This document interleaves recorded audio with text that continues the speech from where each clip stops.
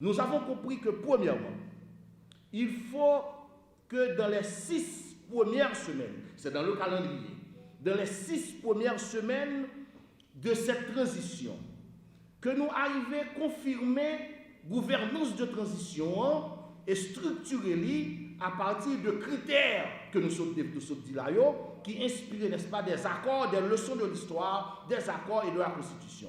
Un président provisoire, issu de la Cour de cassation, parmi les juges régulièrement nommés, qui fait, n'est-ce pas, la majorité des propositions de sortie de crise, qui conforme à l'esprit de la Constitution et qui est également conforme à l'histoire des transitions en Haïti. Ensuite, un haut conseil de transition qui gagnait des membres, n'est-ce pas, qui renforçait et qui élargit, renforcé parce que justement, il gagnait un pouvoir réel, mais il n'est pas seulement là pour servir de résonance du pouvoir exécutif, et il a un vrai pouvoir de contrôle, et ensuite, il élargit parce que justement, il y a au lieu de 3 membres, que il y a 5 membres, et que les représentations sont claires, que la diaspora soit représentée et que l'opposition soit représentée à l'intérieur de ce gros conseil de transition.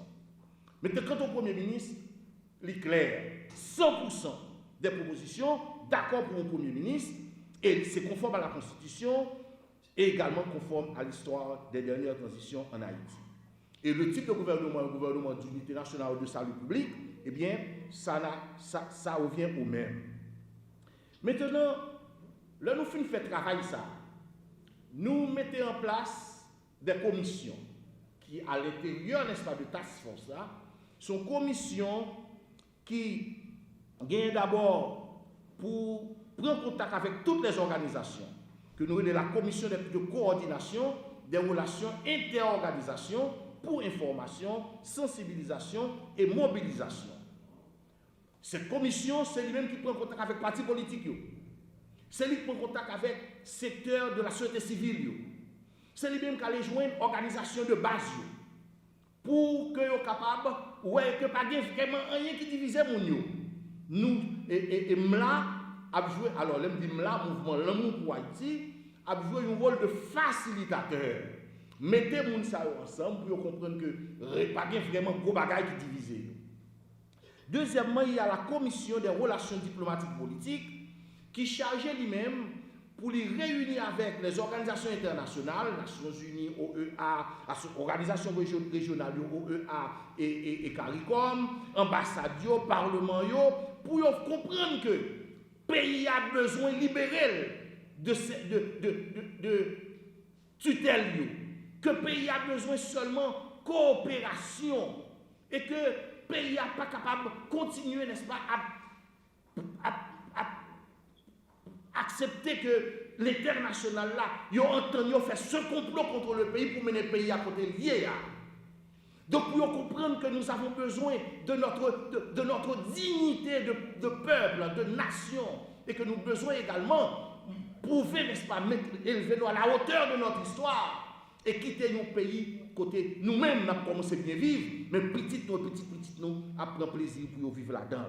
Donc, il faut des hommes et des femmes qui sont capables de servir d'interlocuteurs valables et non des sous-sous qui l'a uniquement, des soufflants qui l'a uniquement pour recevoir de l'ordre, mais qui n'a pas rien comme volonté vraiment de résoudre le problème, qui l'a seulement pour recevoir instruction de l'étranger, mais qui n'a pas gagné aucune volonté, qui n'a pas gagné dignité, qui n'a pas gagné colonne vertébrale pour poser les problèmes et discuter, n'est-ce pas, avec l'étranger insulteur. Et nous trouvons idée ça dans la majorité également des propositions de sortie de crise. Donc le cadre de la commission des relations diplomatiques et politiques, c'est travail. Une commission qui a pour ajuster au fur et à mesure le calendrier et travailler sur le budget. Donc c'est lui-même qui finalisait le document de transition. Et ensuite, nous avons la commission de vision 2050-2054. C'est une commission lui-même qui a travaillé sur les problèmes de structure pour que pendant la période de transition, toutes les mises en place soient faites. pour que le pays a sorti dans ça que lié et que définitivement, après 4 gouvernements élus qui a respecté un plan global de développement national, qui a sorti dans une conférence nationale, eh bien, le pays de nos rêves, nous sommes capables d'arriver à lui-même. C'est la commission de vision 2050-2054. Alors qu'il me dit nous que dans les premières 6 semaines, nous prévoyons confirmer, n'est-ce pas, la gouvernance, nous prévoyons mettre en place, n'est-ce pas, le président provisoire, le haut conseil de transition, nommer le premier ministre, et puis pour avoir un gouvernement d'unité nationale. Maintenant, cela doit se faire à travers un congrès de tous les secteurs. Je dis un congrès, nous ne sommes pas encore à la conférence nationale. Le congrès va poser le problème de la transition, côté, n'est-ce pas, la gouvernance, les pouvoirs de contrôle, n'est-ce pas, pour le mettre en place. Et la composition, n'est-ce pas, du gouvernement. Avec un budget clair qui a le fonctionnement du pays pendant ces 14 mois ou les 81 semaines, et également le fonctionnement, vous regardez ce qu'on appelle le programme, ça nous est les programmes activités qui viennent pour faire pendant cette période-là pour aller, n'est-ce pas, vers l'Haïti, sortir de la crise et aller vers l'Haïti 2050. Maintenant, on prend une semaine, si on a compté bien, on dit 6 semaines d'abord pour la mise en place, une semaine pour l'installation, n'est-ce pas, de ce gouvernement, des autorités de la transition, président, HCT, premier ministre, ministre, etc. Et puis il y a 8 semaines, au cours desquelles nous gagnons, nous avons activé des mesures qui peuvent adresser les problèmes sociaux urgents que le pays a fait face à lui-même. Entre autres, le problème de sécurité. Qui t'aime dit nous, en ce qui concerne la sécurité, nous avons un document, premièrement, il y a en pile proposition qui fait. C'est vrai qu'il y a des gens qui pensent qu'il faut gagner une force d'intervention, d'accompagnement. Mais laissez-moi vous dire une chose.